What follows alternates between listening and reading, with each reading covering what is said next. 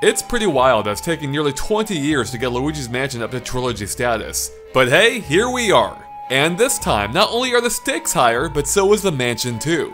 In Luigi's Mansion 3, the series returns to a single mansion format, only now in the form of a high-rise hotel, in which every floor offers a unique setting for Luigi's ghost hunting adventure. Things kick off normal enough, with a hotel lobby, rooms, and even gift shops. But it's not long before things take a turn for the weird. As you wind your way up and down the hotel, you'll find that the floors only get increasingly bizarre the deeper you venture, with levels dedicated to a film production studio, a medieval castle, and an Egyptian pyramid.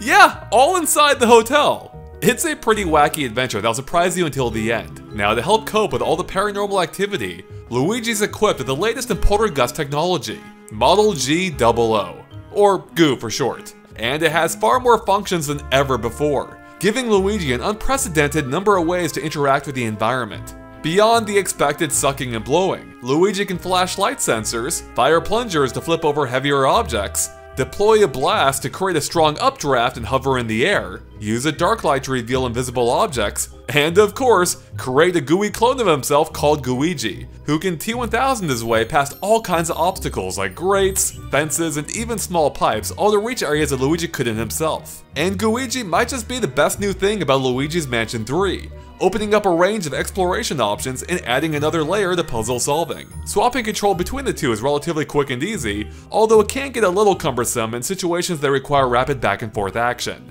Fortunately, a second player can hop in and take control of Luigi at any point for some true cooperative gameplay, and it works great. Unlike Luigi's Mansion on 3DS, which shoehorned co-op into a game clearly not designed for it, it feels much better integrated this time, to the point that I'm pretty sure I prefer it to playing solo. Yeah, things can get a little chaotic with both of you flinging ghosts around, but the chaos only adds to the fun, and it makes puzzle solving all the more enjoyable. Two heads are better than one, right? Now, whether you're playing together or alone, there are more ways to interact with the environment than ever before, which goes hand in hand with the environments also being way more interactive than they've ever been before. In prior games, most of the furniture felt bolted to the floor, whereas now nearly everything can be spun, thrown, dragged, knocked over, sucked up, or destroyed completely. It can create quite the spectacle with how much stuff you have flying around, especially with two people. And it really makes the hotel come alive in a way that past games haven't quite.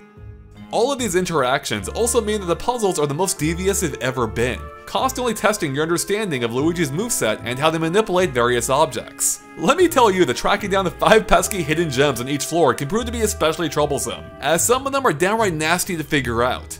I rather like the added depth and complexity to puzzles, although there were a few times where I felt a little arbitrary in exactly which move I had to use for a specific challenge, and I sometimes just cycled through them all to find the required one. By default, the controls are pretty similar to Dark Moon's, with movement and aiming both being handled by the left stick, but there is an option to separate the two, letting you move while aiming independently with the right stick, which I vastly prefer. Unfortunately, it only applies when actively charging the flashlight or using the poltergeist, so it doesn't quite offer the complete freedom of the original game, but it gets pretty close. And it actually betters the original game in one important way, as every secondary function of the poltergeist is also available via the shoulder buttons, which allows you to retain full control at all times without ever having to take your thumb off the right stick. It takes a little time to get used to, but it feels great once you do. The core controls work pretty well for the most part, although I did find aiming the plunger to be a little finicky with an overly sensitive crosshair that awkwardly darts surface to surface. I also found it a little difficult to gauge depth at times in fighting enemies compared to past games, which I'm guessing is in part due to how much more expansive the environments can be this time, and how far the camera has to sometimes zoom out to show it all, which occurs even more frequently in co-op in order to keep both players on screen at once.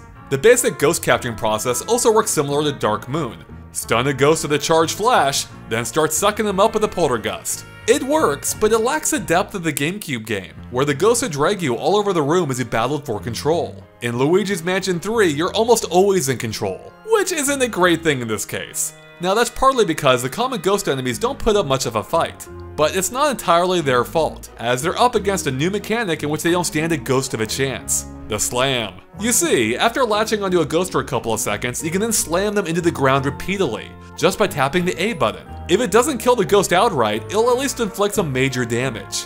Oh, and you're practically invincible during this maneuver too.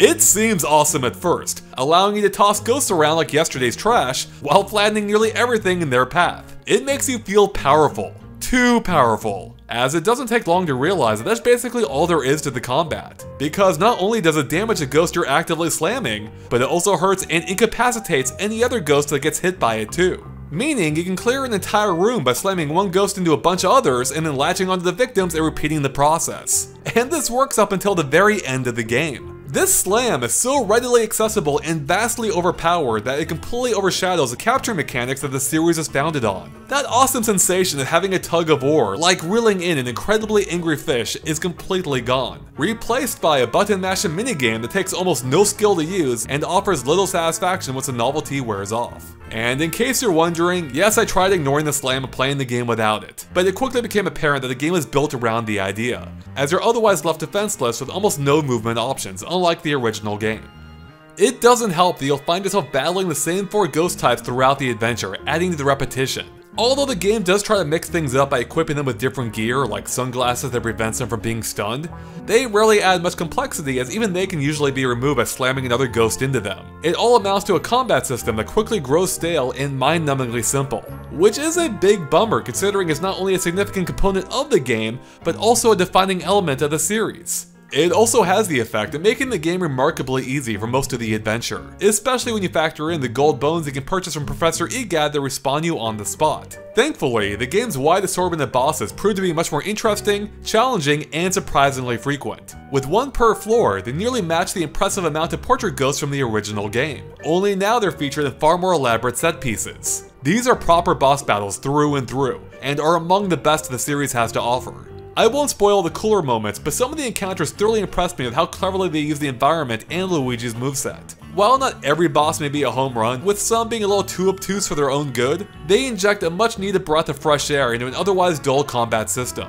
Now, although I did find the final boss to be just a little disappointing, the build up to it might be my favorite sequence in the Luigi's Mansion game yet. Again, I'm not going to spoil anything here, but it all comes down to character, and that's something that Luigi's Mansion 3 has in spades. The hotel setting is an ingenious way of bringing all these environments together under a single roof, with the scenery changing frequently enough that no single area ever feels tiresome. Most floors will take around 45 minutes to an hour to complete, though you can easily double that if you're looking for all the gems. However, while I love the diversity of the adventure, I also feel like the mansion doesn't make the most of its hotel theme. I was personally hoping for a little more interplay between floors, like finding secret routes between them, or carrying objects from one floor to the next. But outside of a handful of scripted sequences, there is almost no reason to revisit previous areas besides backtracking for hidden gems or boots. Both of which are entirely optional, by the way, and offer disappointing rewards for the effort. In addition, because you unlock floors sequentially by defeating bosses, there's almost no room for free roaming the hotel, as you'll always explore it in the same linear order. So basically, the elevator is little more than an elaborate level select menu, when it could have been used in so many more interesting ways. Imagine the surprise of summoning it only to find the doors open to an empty shaft. Or how having to wait for the elevator to arrive could have added tension to a battle happening right outside the closed doors. Or maybe you could lure a boss onto the elevator to trap it on a different floor. It could have been a seriously cool gameplay mechanic instead of just fancy window dressing, and the missed potential is unfortunate given the otherwise brilliant setting. And speaking of brilliant, Luigi's Mansion 3 is a sight to behold, with spectacular looking large environments, and what might be the best lighting effects seen on Switch yet. I had fun just playing around with Luigi's flashlight, watching how it painted shadows of every object onto the wall. It even works for picture frames if you get close enough. It's some really impressive stuff, and you'll find all kinds of neat real-time lighting effects throughout the hotel. I especially love the blinding blue glow of these orbs. You'll find a ton of reflective surfaces too, like marble floors that add to the hotel's grandeur. The animation is also top-notch, whether it's Luigi's consistently hilarious scaredy cat reactions, or a ghost desperately clawing to avoid being sucked up. The cutscenes in particular could almost be mistaken for a Luigi's Mansion cartoon at first glance, especially with how many of them there are. It practically is a cartoon. The attention to detail is fantastic throughout the adventure, like with how Luigi blinds himself every time a charge flash goes off, or how rats cling to the floor to avoid being sucked up. Performance-wise, the game seems to maintain 30 frames per second most of the time, with only occasional small dips when things get a little too hectic, which did seem a little bit more common in co-op. Beyond the visuals, I unfortunately found the music to be entirely forgettable throughout the journey.